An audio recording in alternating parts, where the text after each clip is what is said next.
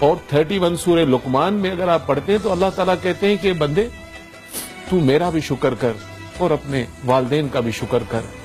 تو بڑا ہی بدنصیب ہوگا جو کہتا ہو کہ میں اللہ کا شکر کرتا ہوں اور ماں باپ کا شکر نہیں کرتا ہو, کیونکہ یہاں شکر کو اپنے شکر کے ساتھ جوڑ دیا.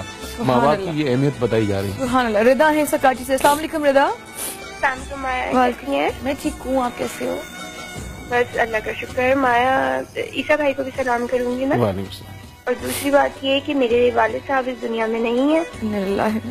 تو مایا میرے والد کی ایک عادت تھی کہ وہ تھوڑی تھوڑی دیر میں آوازیں دیتے تھے اور کہتے تھے یہ اٹھا دو, یہ کام کر دو, وہ کام کر دو.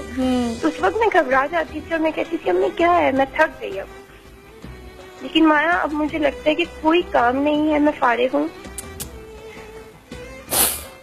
میں کہتی ہوں اللہ میاں مجھ سے ساری نعمتیں لے لے, مجھے ایک اور موقع دے دے کہ میں اپنے ماں باپ کے ساتھ رہ لوں.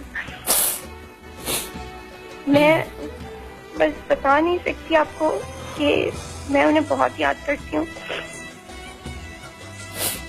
جن کے ماں باپ ہیں میں یہی کہتی ہوں کہ وہ بہت ان کا کرے, جتنا کر سکتے ہیں وہ اپنے ماں باپ کا کرے. Thank you Raza, thank you call کرنے کے لیے. Thank you, God bless you. پھر موقع نہیں آتا نا یہ بات سمجھ میں آ جائے.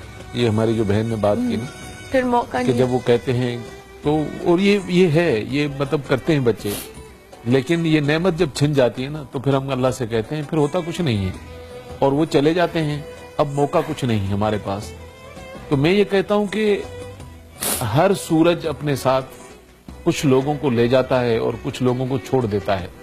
ہمیں نہیں پتا کہ اگلے گھڑیوں میں اس زمین پر کتنے نام کاٹ دیے جائیں گے, کتنے زمین سے اٹھا لیے جائیں گے. بڑا ہی خوش نصیب آدمی ہوگا وہ جس کی سانس بھی چل رہی ہو اور اسے سمجھ بھی آ جائے کہ ماں باپ کی اہمیت کیا ہے. سر بھائی ابھی آپ نے جب بتایا کہ آپ وہاں پر گئے اور یورپ میں جو اولڈ ہوم تھا اس کے اندر, مطلب جب ایک ماں اور ایک باپ 5 4 بچوں کو 10 بچوں کو سنبھال لیتے ہیں, تو کیا وہ 10 بچے تو ماں باپ کو نہیں سنبھال سکتے؟